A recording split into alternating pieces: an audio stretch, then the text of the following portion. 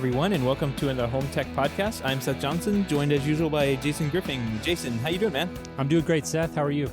Good. I'm glad we could sit down and talk this post-CES week. Needed a little reminder this week that it was Wednesday, actually. Yeah. That's weird. Dad brain, I guess, is what they call it. It's good stuff, man. Hopefully that's treating you well. A little inside joke there. Seth nearly forgot that we were... Nearly. It was 10 minutes after I should have been online with you.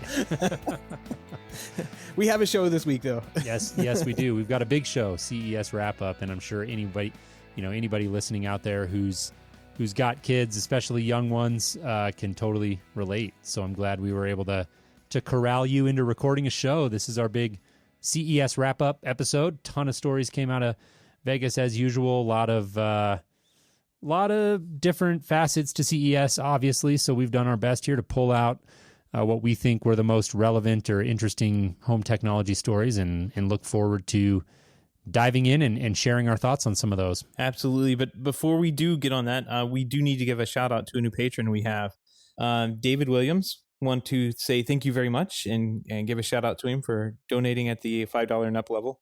If you do that, get a shout out here on the show, and of course access to the Hub Slack channel that we have, which has had quite interesting time this last week discussing all the fun stuff that has been going on at CES, and even at the Builder Show there in Orlando. I guess Vanilla Ice was there, and one of our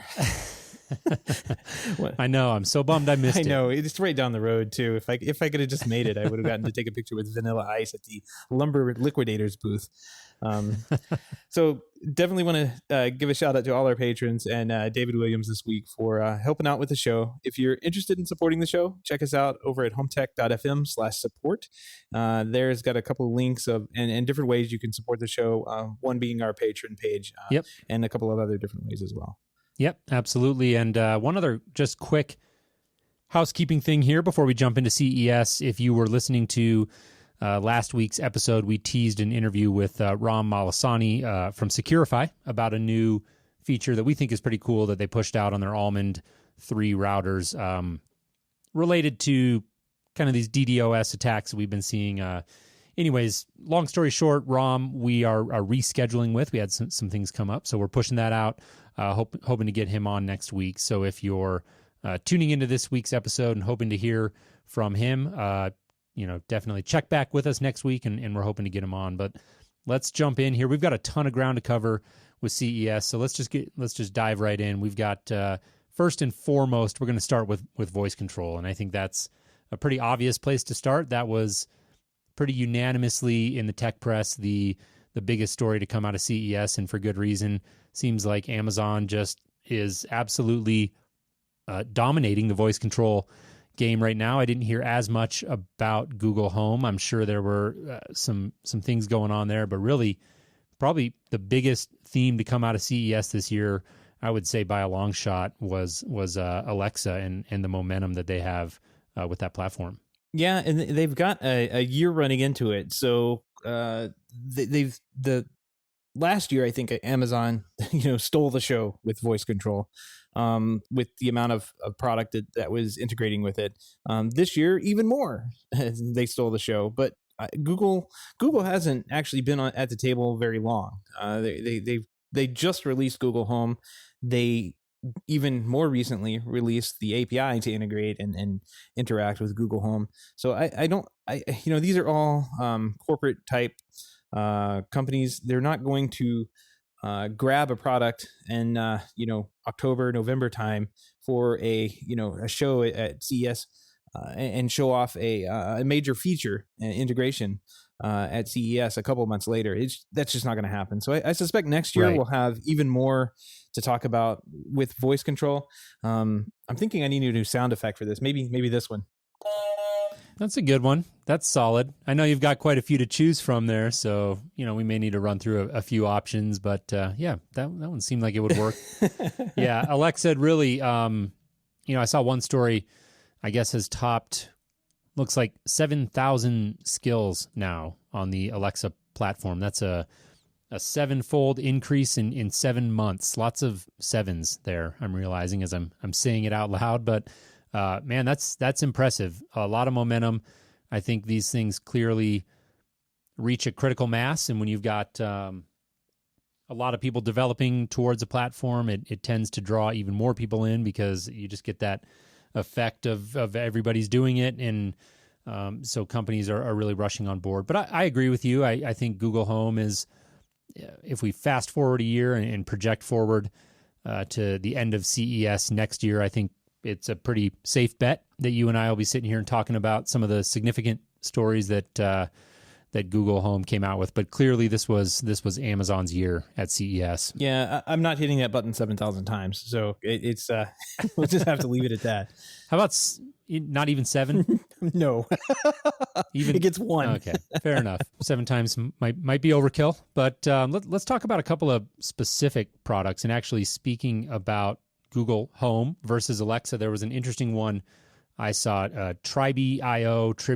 I'm not sure how they're pronouncing this, but looks like a connected speaker and actually being advertised as a home automation hub. I'll give you a pause there. Thank you. Got to find the right button. I know you got a lot of them now.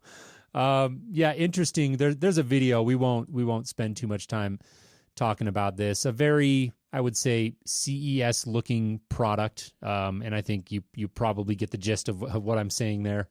Home automation hub, but I think the interesting twist to this that certainly got my attention is the fact that Google Home and Alexa integration built into one product. And I have to wonder how much of that we'll see. You've got a lot of competing VUIs out there now, and I'm wondering if there's going to emerge some sort of market for voice control hubs that can bridge the gap between something like a Amazon Alexa and a Google Home product. I don't know. Interesting thought. Yeah. And this little thing, it also has if this then that functionality.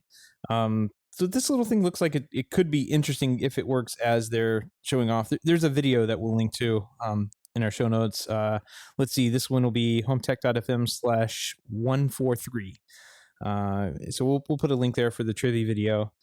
It looks interesting. It's got like intercom capabilities where you can call people. It looks like kids can use it to play music, and it'll bring in Spotify and Audible for books, reading books and that kind of thing.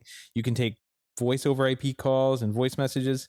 So they're building a lot into this little box for $199. Yeah, I'm curious to see if something like this ever really does ship. It says set to release this quarter. If it does, it's a whole lot for $199. Yeah, that's always kind of the thing with CES. You never really know what's real and what's not. How about this Aristotle product? Did you see that one?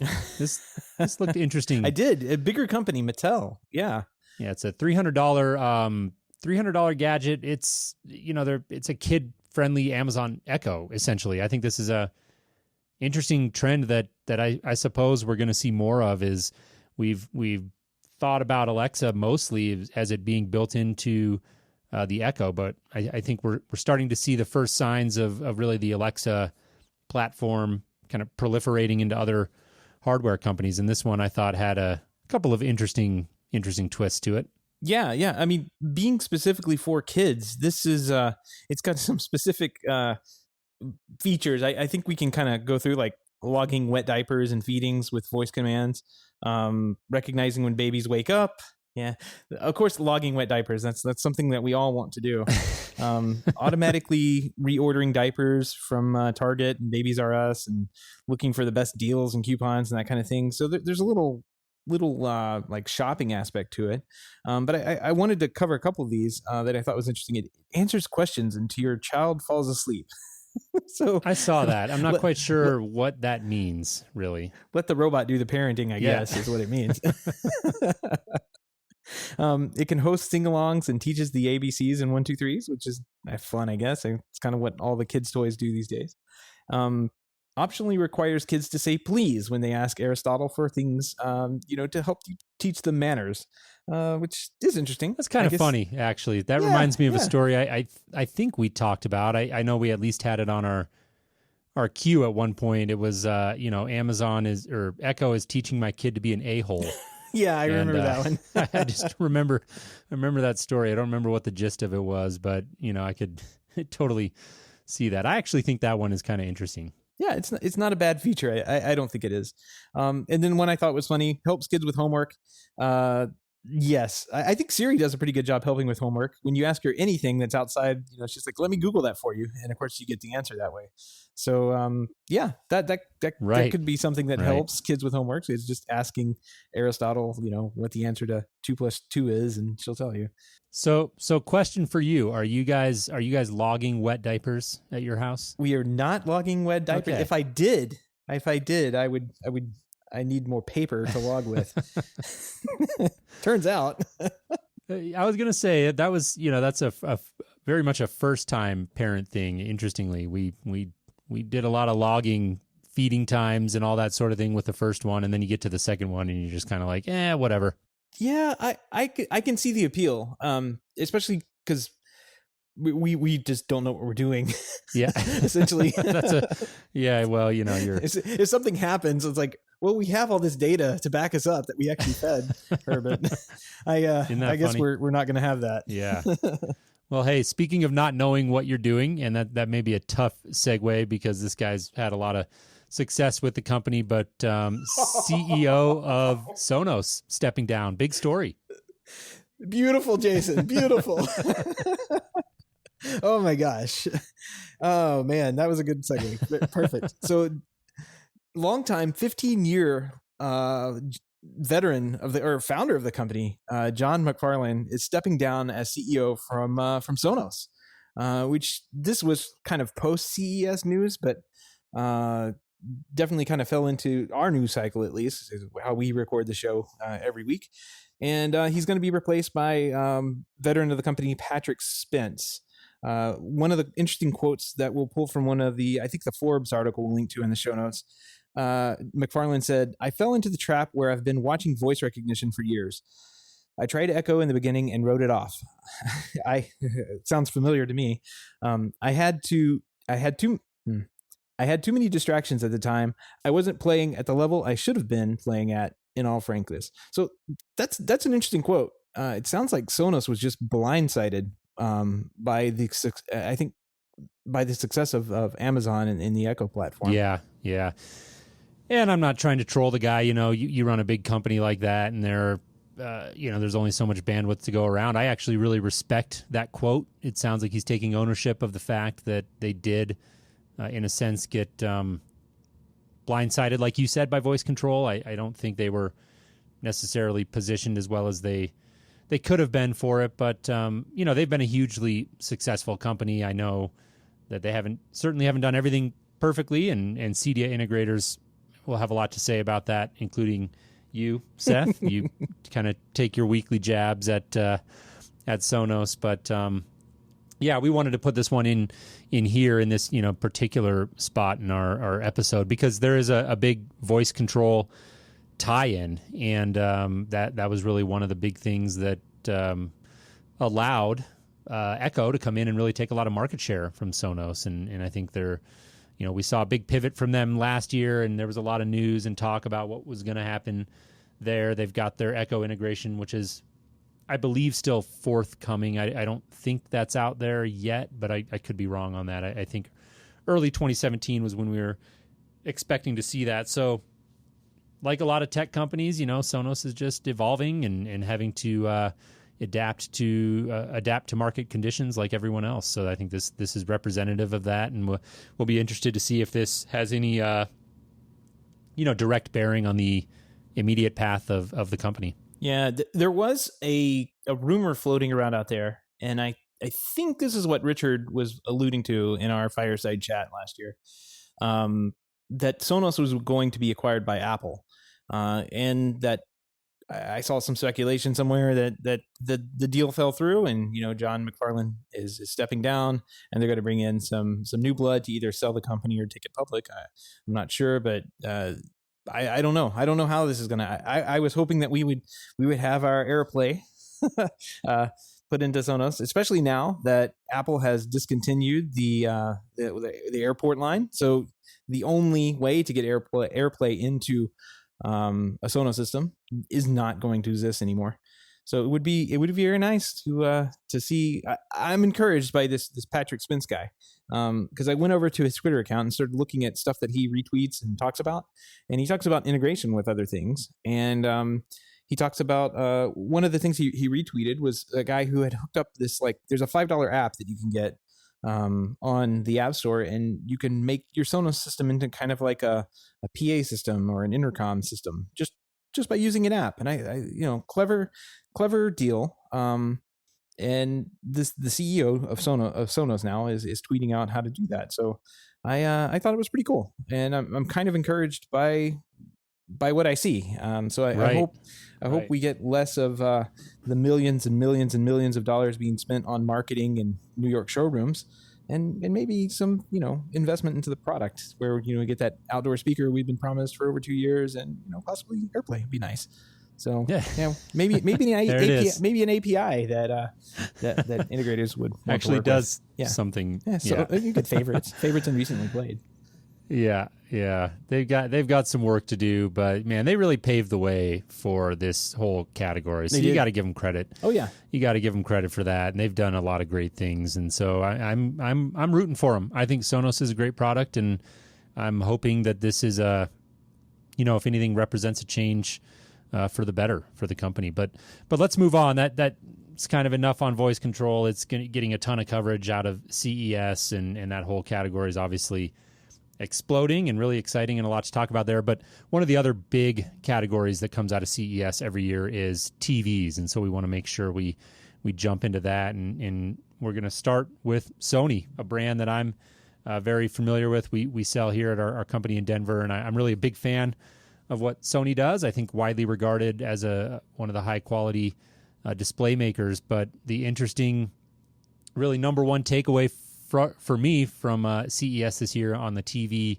front is Sony's official entry into the OLED game, and this to me is just an interesting story. OLED is a beautiful TV technology. I think that is pretty much universally accepted, but for years we've just heard Sony being, I would say, dismissive about the technology, and obviously a lot of that was marketing, and they just had to tout the fact that their LEDs could compete with the technology, and they were arguing in some ways even surpass it. But I think, Seth, on last week's show, you made a great point, and it always just felt like Sony was squeezing every last bit of performance that they could out of LCD and LED technology, and that it was almost inevitable that they would eventually get into the OLED game, and here we are. So they showed an OLED panel. My understanding is they didn't reveal any pricing on that.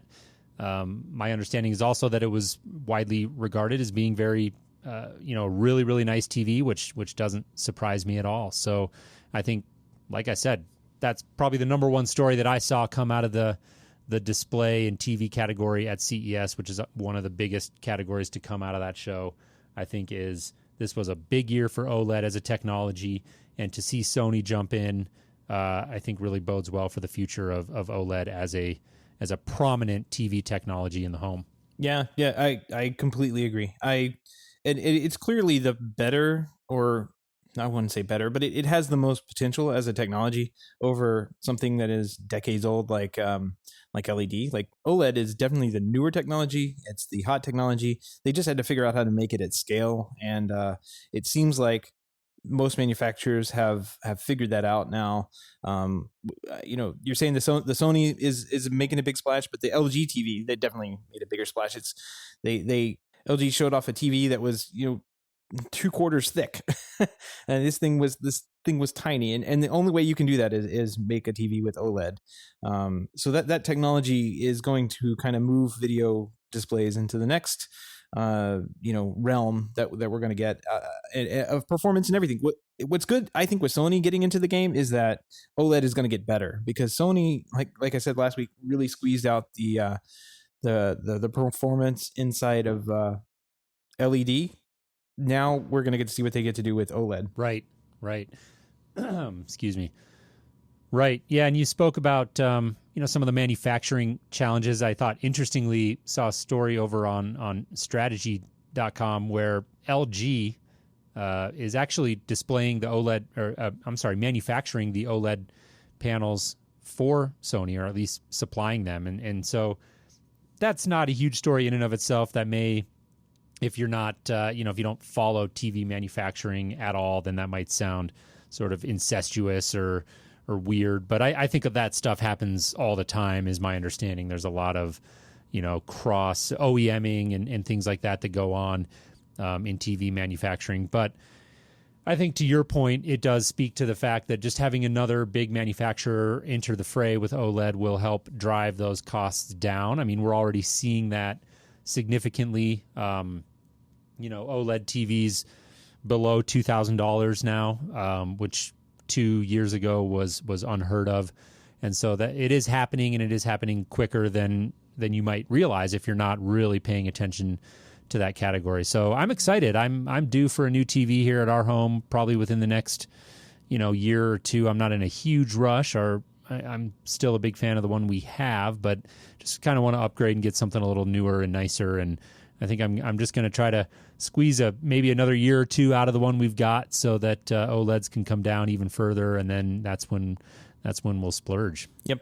I suppose you're not going to be excited about how these thin OLED TVs, how they're going to require external power supplies, or have, like Sony cough has done in the past, where they have the thin TV at the top, and then as you get down towards the bottom, it kind of wedges out into this massive power supply area. Yeah, it flares out. Yeah, it's funny you mentioned that. I was just actually out on an install with the guys last week, in fact, and client had gone out and purchased their own LG OLED TV, and I got to say, it presented some challenges to mounting it, because, and it was probably just us being a little paranoid, but at the top of the TV, this thing was so thin that, when you picked it up off the floor to get it up onto the actual bracket, you felt like you were going to break the thing. It was so thin. But I just didn't see the benefit of making the top of it so thin, other than just marketing being able to say how thin the TV is. But it's just it's not true, because the bottom half of the TV, if you looked at it from the side, you look at it from the profile view, just flared out, and it was a solid, probably an inch thick at the bottom, or maybe 3/4, which doesn't sound huge, but when the top of the TV is as thin as it was, it just,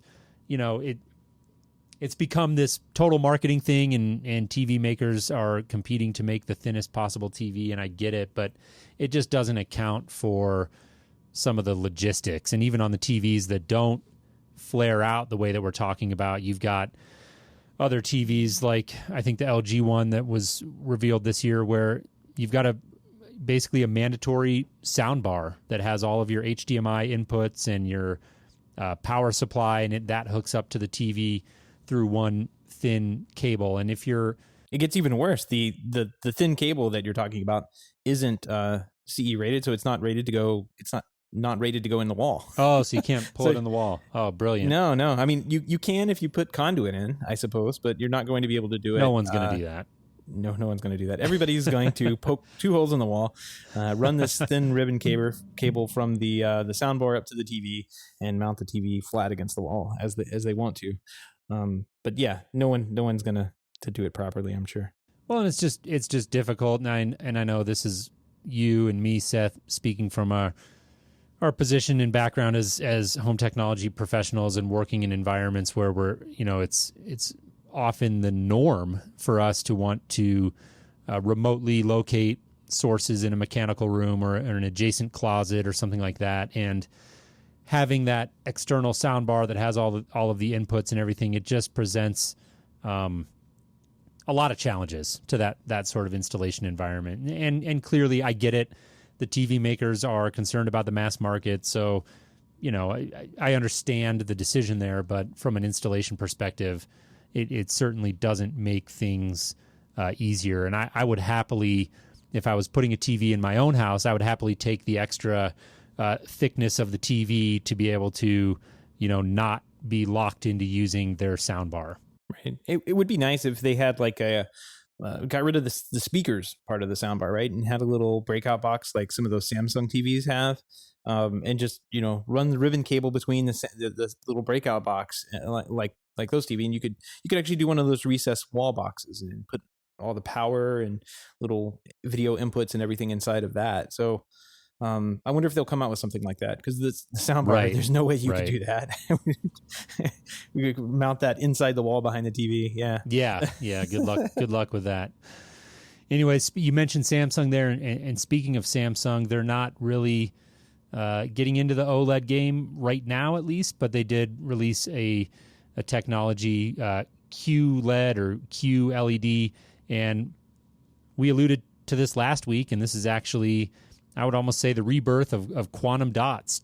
2 years ago, all the TV makers were talking about quantum dots, and that looked like it was poised to be the next big thing, and then it just kind of fizzled out. But it looks like Samsung is doubling down on that technology, and it is an interesting technology that looks like, potentially at least can produce a really nice picture. And that was Samsung's big push this year, was their QLED TVs, and they're touting those as potentially being better than OLED, which sounds an awful lot like Sony last year. So it'll be interesting to see next year if Samsung is following suit and getting into the OLED game as well. I predict that they will be. Yeah. It's interesting. This QLED technology that they're having, says they're getting brightness up to 1500 to 2000 nits, which is a new term I guess we're going to have to learn. These nits. This is the measurement of brightness from a screen. Yep. So we'll have to cover that one of these days. But let's see. The flagship TVs in 2016 were about 1000 nits. And they're claiming that these new QLED TVs can do 1500 to 2000, and that's pretty substantial. I think it's double, but I think it's pretty nice. Looks like they're also doing the DCI-P3 color volume, which is we're gonna have to talk about all this one day. But it gives you more color depth and everything inside of inside the TV, makes the picture look richer. And of course, if you're getting the brightness, you're getting the darkness, the picture is going to look way better than a TV sitting next to it of comparable spec. But we'll have to see what they look like sitting next to the OLED and the QLED. To put them right by each other and do a shootout one of these days. Yeah, would be nice to see what they can do. Say, did you see the Samsung had this lifestyle TV? Did you hear about that? No, I thought I did. It's like the one that stays on all the time, right? Yeah, that was some of the headlines were touting it like that, but really it's actually interesting. We do this sometimes in the high end of the market, where we get like motorized art to cover up the TV when it's not in use, or there's specialized TVs that go behind the mirror, so you could, when the idea being that when the TV's off, I don't want it to look like there's a TV in the room.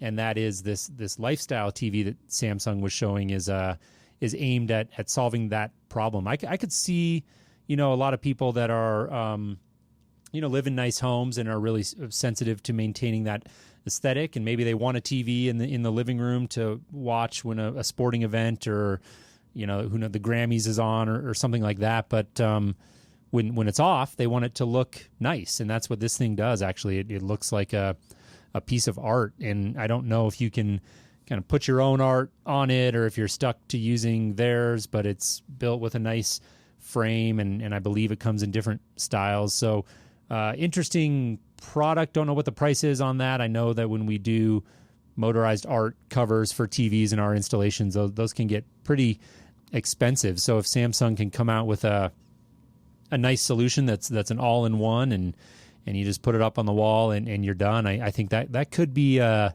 hit. It's not going to be a mainstream type of product, but in the right crowds, I could see this thing sort of catching on. I thought it was an interesting idea.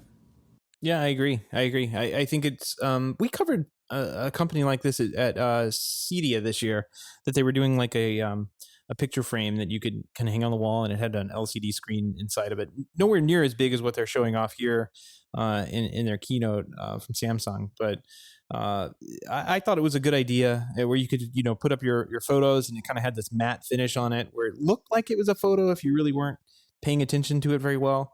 But then it was a screen. So really cool to see a major manufacturer kind of dip their toe in that kind of niche market. Kind of curious to see that there's really no details. They only spent a moment talking about it during the keynote. There's really no details on it, so hopefully we'll see something in the future. Yep.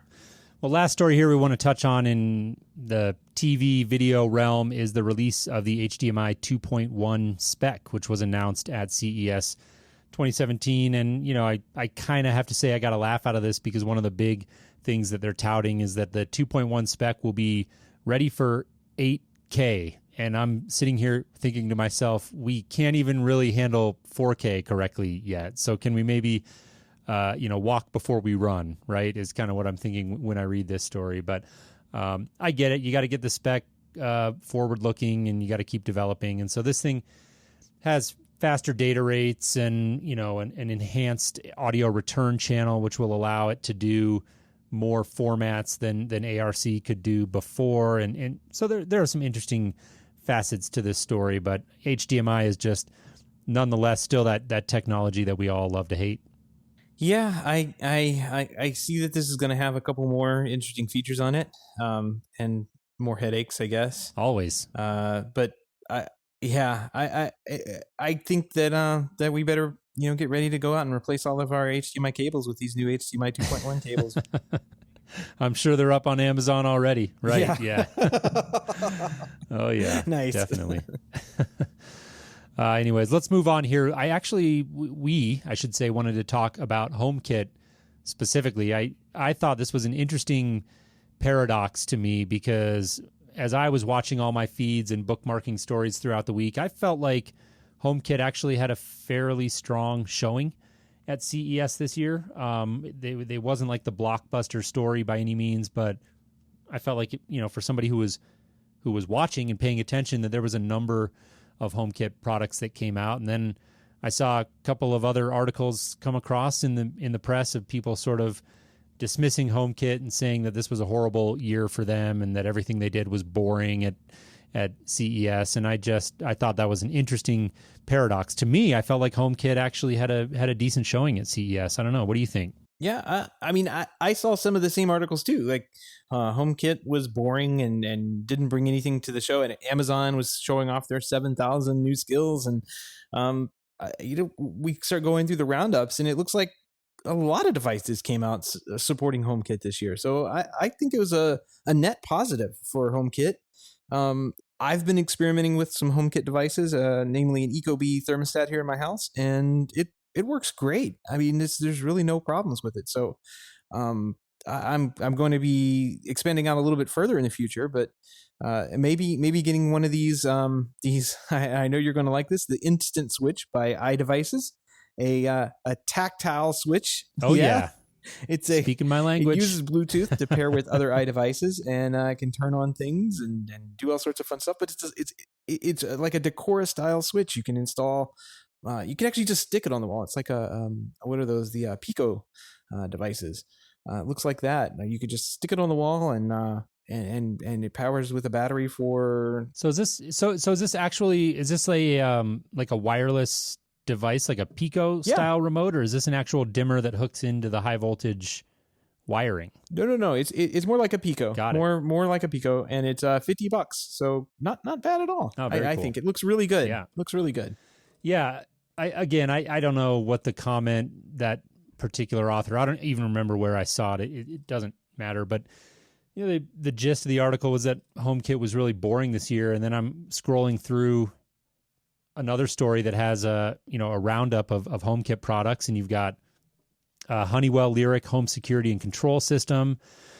D-Link came out with a camera. You've got the iDevices Instant Switch, which I think was that the one you were just referring to. You've got Yale Smart Lock. You've got a NetAtmo, had a smoke detector, Chamberlain garage door opener, Sensory Voice Genie. I'm not really sure what exactly that one is. Leviton Decora light switches, Incipio Command Kit wireless wall switch. The list goes on here. Smart light bulbs. And you're just about halfway done on this list. I mean, there's a lot of stuff that came out that's carrier thermostat, environment monitor, Grid Connect, Bluetooth extender. So, a flood sensor. I'm sorry, I know I'm going on here, but I'm just trying to prove a point that there was a lot to me of products for HomeKit. To me, this felt like a breakout for HomeKit because that's been the story about HomeKit for the last couple of years since it came out. We've all been griping that there hasn't been enough. And to me, this CES felt like a turning point. So I was just surprised to see that some people were dismissive of that. I don't know what's boring about that. Those are very core smart home devices that are very valuable to people, and they cover a whole wide spectrum of the smart home. So to me, again, felt like a great year for HomeKit. Right. And when you say HomeKit, that of course that's Apple, but we're talking about voice control already. Is that the right button? I have no idea. I can't even remember now. So you can fix it in post. Yeah, fix it in post. Right. The Siri is built into HomeKit. That was the very first integration with Siri, was into HomeKit. So this has been kind of like sitting there for a couple of years now, and people are now just starting to build out the devices and put them into the Apple HomeKit ecosystem. When you do that, you get voice control automatically, which you don't do if you build a device and then have to build your own Amazon skill and all that information that goes into that. So all these devices we talked about have Siri voice control built right into your phone or whatever device you're walking around with, your watch, whatever. Yeah. Here's one that I liked. Looks like August came out with a new smart lock that works on Mortis kit. And so, some people may not be familiar with Mortis locks, but those are used often on, I don't want to say exclusively higher end homes, but they're nicer. Mortis locks tend to be a nicer door hardware. They tend to last longer and not wear out for various reasons I won't go into here. But I was interested to see that August came out with a lock targeted at the Mortis lock. And here was the other facet of the story that I really liked, Seth. They integrate out of the box with the Logitech Pop home switch. So many of these buttons. So we're gonna need a sound effect for physical, tactile control. I'm a big fan of that. But I thought this was an interesting one. I don't want to dwell on it too long, but the fact that August is kind of looking at Mortis locks is an important part of their catalog. I just found interesting because that's a lock that I've typically seen in more specialized higher end installations. Yeah, I haven't. Maybe I just don't know what I'm looking at, but I haven't seen this particular style lock or heard of it.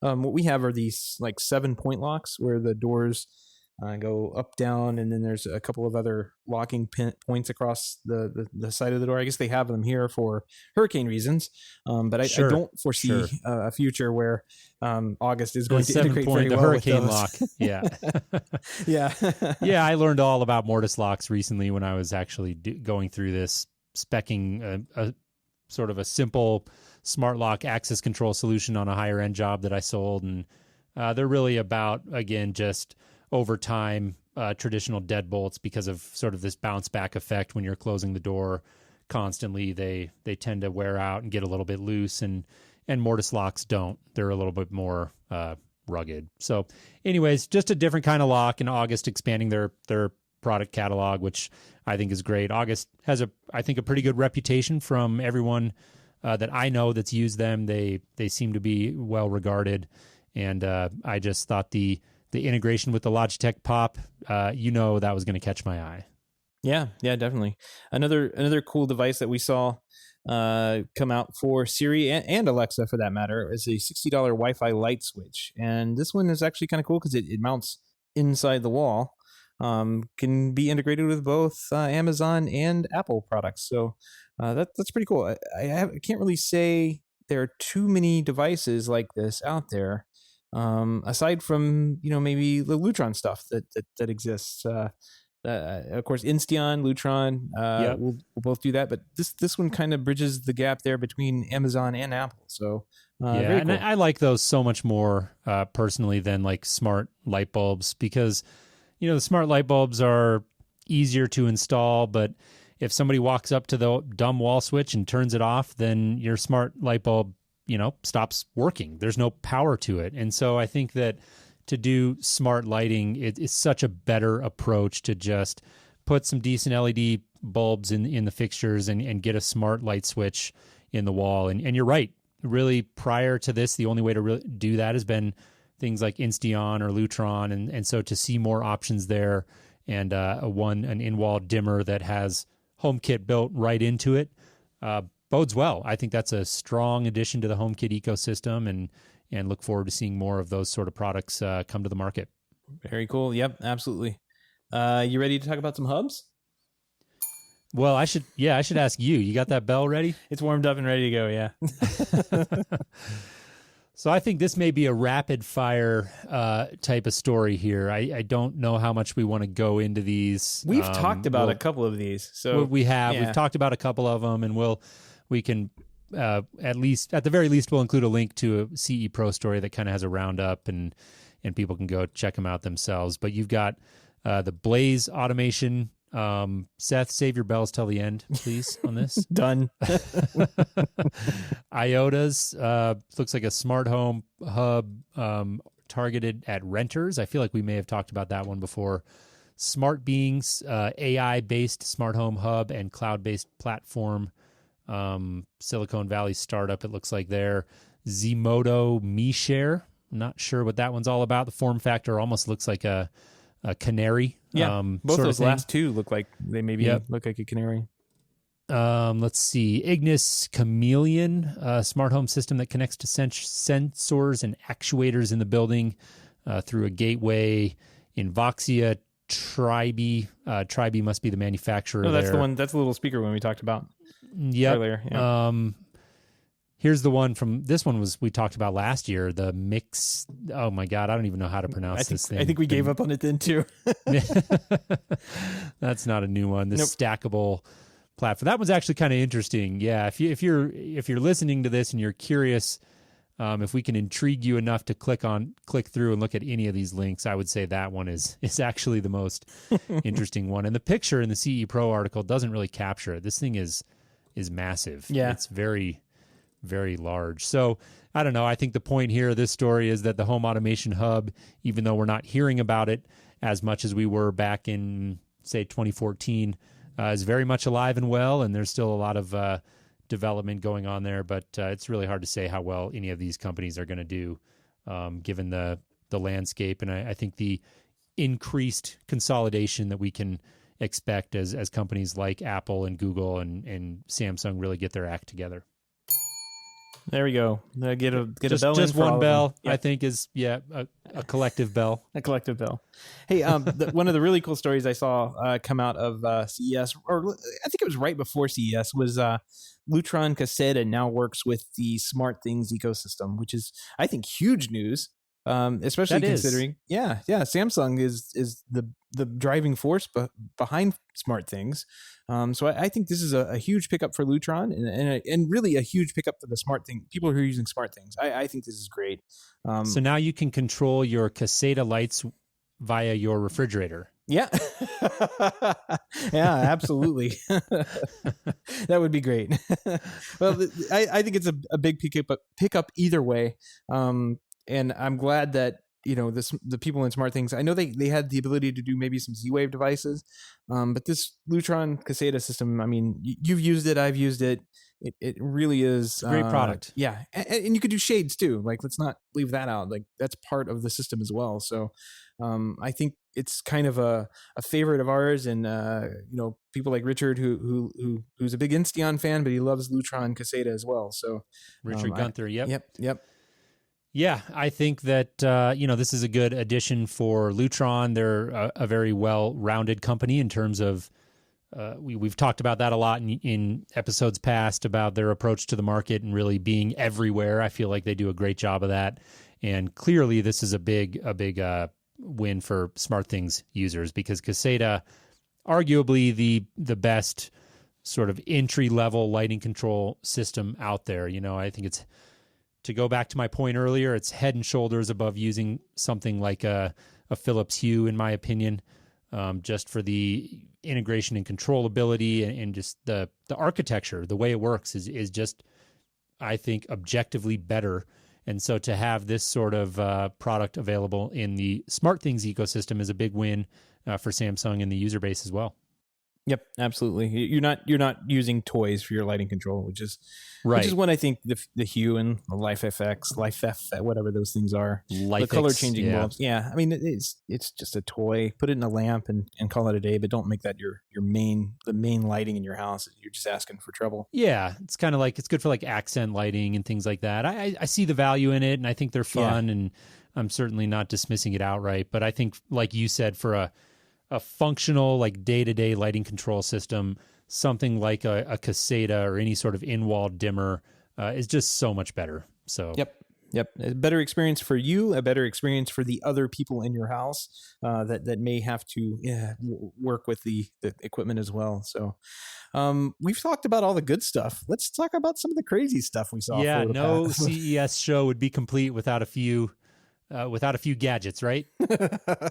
Yeah. So first up, we're gonna put a link to a video of Nick Offerman reacting to nonsense gadgets of CES 2017. Great video.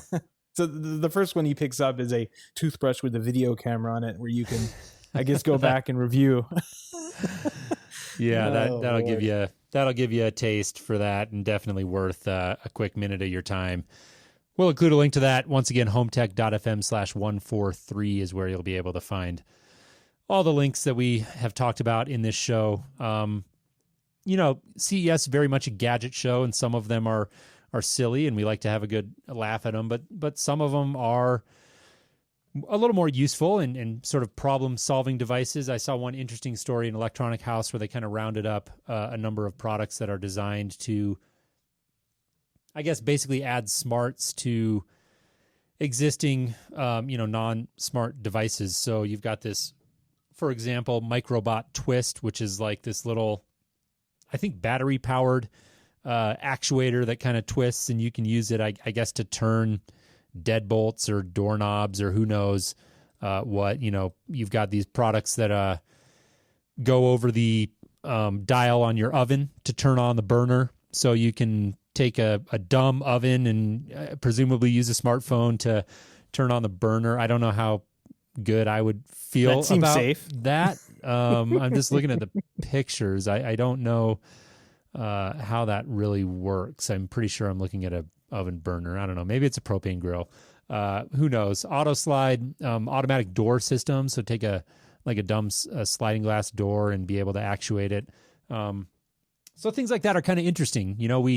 That was one of the stories we talked about coming out of Cedia, and I'm drawing a blank right now on the name. I feel bad, but it was that product that could take, roller shades or blinds. Oh, the window one. And AXIS, I think. Yeah, that one. So I think products like that are interesting, to be able to add smarts to just things like that in your house without having to make a big investment, I think could be very useful. And if you can get those things to integrate into a larger ecosystem, like a HomeKit, for example, I think they become infinitely more useful, because having all of these little oddball point solutions around your house with their own app, that's where you get into a lot of just fragmentation and frankly not a very good user experience. But I thought some of these products were kind of interesting nonetheless. Yeah, you glanced right over the coolest one on that page, which is the Microbot Push. It's a $42 wireless robotic button pusher. It sits on top of any button pusher and pushes it. I saw this one and I was trying to think what buttons in my life I could actually use to push. Right here, I've got these. You can push all of these. Like, it would be great. Well, yeah. So it would give me the ability to remotely push those buttons. I don't know. This one is interesting. The one thought I had when I saw this thing, this actually I don't think is a new product. I think this one's been out for a little while, and I remember seeing it in the past, and I remember thinking, as an integrator, sometimes you come across these older, you're putting in a system maybe in an older client's house, and they have like a VHS player or the Toad devices. Yeah, something that has a physical hard CD changers. Sometimes I saw those where you've got a button on there that you have to push to get the thing to power on and off, and there's no way to control it from a control system. And I remember when I saw this device, I was thinking, well, that could be an interesting use case, but what are you going to use that in? Maybe 0.1% of your projects. So I don't know. This one's questionable to me. I see it, but I'm just trying to think. I guess I just don't have enough buttons in my house. I don't know. Well, if you don't have enough buttons, maybe you'll have enough hair for the connected hairbrush that Whitings and L'Oreal have come out with. And this thing can it sits there and count how many times you've combed your hair. I guess it's a $200 hairbrush. Oh my! That connects to and we'll be shipping sometime mid 2017. So. Yay, CES. Thanks for all that good stuff. That's a good one. That's a very CES story here. We've got one that probably could have fallen under our voice control category here, but kind of interesting. This reminds me of our fireside chat a few weeks ago with Mike Wolf, and he was making predictions for 2017, and robots was one of his big ones. And it looks like LG had a voice activated robot that I don't know what this thing does. I guess hangs out around the house and acts like your buddy. It looks like it has Amazon built in, so it's got a speaker.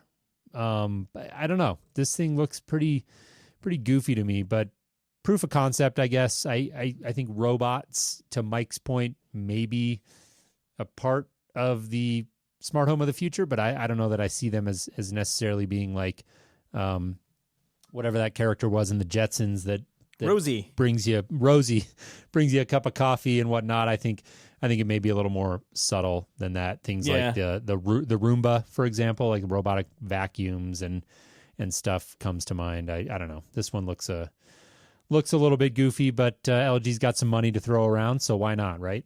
Yep. Yeah. They what I saw from this one, people who saw it, I remember seeing reports of people talking about this little voice assistant robot that they came out with, and I guess it has little creepy eyes that appear on the front screen, and it looks at you. So it does like its own little weird facial expressions as you talk to it. And, good. It's got creepy eyes. It's only that's compelling. Well, we're only so far away from that. The wink creepy robot. Before we the perverted robot. Pervert robot. Yes. Yeah, that's right. I'll have to dig that link up and put it in the show. Well, here's one we put under gadgets, and I don't know. This thing, it looks like it won a Best of CES from the Wall Street Journal, but I think the product design on it, Seth, you thought was a little bit questionable. The Ring floodlight cam. Questionable is a good word for it. Yeah, maybe putting it lightly. It is ugly, I got to say, but functionally, I think this product is actually kind of cool. I don't know. I guess this has got to power off 110. There's no way this is battery powered. Yep. So that's good. It gives you an outdoor camera option. The lights, from a security standpoint, I think functionally a good product, but it does look kind of like a spaceship or something. Yeah. So I'm looking at the pictures that they have on their website, and now that I kind of get it, that it could mount under the eaves of the house, which I guess is where the majority of these floodlight type things are. Floodlights, yeah. That's where I would mount it up.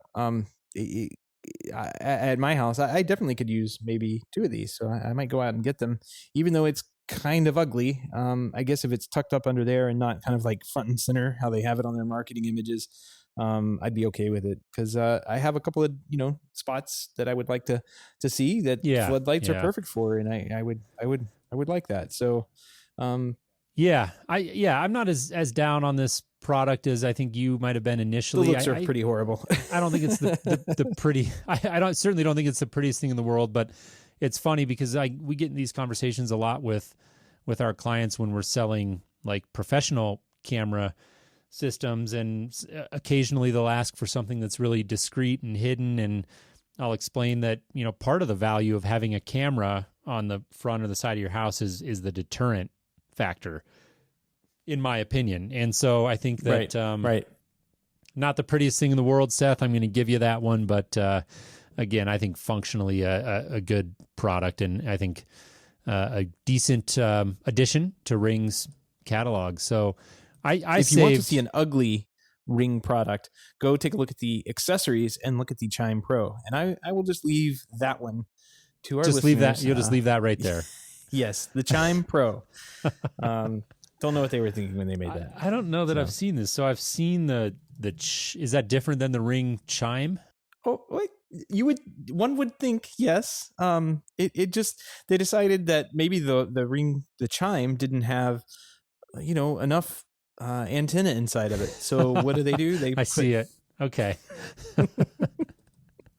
That's funny. I didn't realize. Looks like the Beavis and Butthead character, the Cornholio. That's what I can't unsee it now, can you? That's good. I actually didn't even realize they came out with that. So I saved the best for last here. Yes, I think you did. We're going to close the episode on this story. It's the best gadget that I saw. And this is it's an underwater drone with a fish luring light and baiting system to help you hook the big one. So now you can go fishing by drone. You don't even have to hold a fishing rod. Amazing. This is beautiful. So I'm looking at the little picture of it on the story here, and it has the drone with the camera and the bait light, and it not only the drone swimming around underwater, but it's got your line in its little like hand that reaches out, and it goes and it's putting it in front of a fish. Like, how lazy can you possibly be to take the most relaxing sport and do this with it? The power ray is what it's called. Now, here's the best part. It's going to sell for between $2,000 and $3,000. This is incredible. Yeah. I think that the picture in this story here of the power ray underwater with a fish swimming up to bite the bait may have to be the episode image I think it will CES this year. Oh, man. I mean, if that doesn't embody it, I when I saw this headline, I clicked on it instantly. I'm listeners may or may not know, I'm an angler when I can get out and do it, and I love fishing, and this thing to me is just frankly ridiculous. But it's CES. You wouldn't use this to fly fish now, would you? This I think if there was anything that was like on the complete polar opposite end of the fishing spectrum from fly fishing, it would be this one. You were asking me before the show, like, how would you use this like in the rivers that you fish? And I'm just shaking my head going, Seth, you wouldn't. A trout would not swim within, a mile of this thing. But anyways, this is just, it's funny. I don't know. I have no idea how serious this is. It's one of those products that you just don't know if it's ever going to ship. And if it was like $200 instead of $2,000, I may consider buying one just to take it out to a pond sometime and throw it underwater and see what happens just for the hell of it. But $2,000 to $3,000. Just throw $200 in the water. That's fine. Could be kind of entertaining. But yeah, this thing is, I thought, emblematic of the gadgetry that we see out of CES, and it's a fun show for that. I have a good time watching CES every year, and this year was no exception. We had a lot of significant stories that I think represent the future of the industry, and a lot that are just kind of silly, and that to me is the whole fun of watching CES. So I enjoy it every year. Absolutely. I mean, I'm glad that we got so much out of it this year. It was kind of a boring show to kind of watch remotely. I wish I did have the opportunity to go this year. But I think that in retrospect, kind of looking back and all the stuff that happened over the entire week, I think it was a pretty good show, especially for the home technology market. I think we got some good stuff out of it this year. Yeah, I think it was your typical CES, really. I think it's easy to try and put CES in buckets and say, oh, this year was a good CES or a bad one, or we didn't have any blockbuster or unexpected stories. But CES to me is pretty consistently, it's such a large show that it's pretty consistent in my mind. Every year you get some good, some bad, some silly, some significant. And so you just have to kind of dig through the noise and find what's relevant and interesting. And so I thought this year was no different. Yeah, absolutely. Well, I guess that puts a nice little cap on our CES 2017 coverage this year. Yep, it does. I enjoyed sitting down and chatting about it with you, Seth. We'll let you go and look forward to another fun show next week. Sounds good, man. I will talk to you next week. All right. Take care, Seth.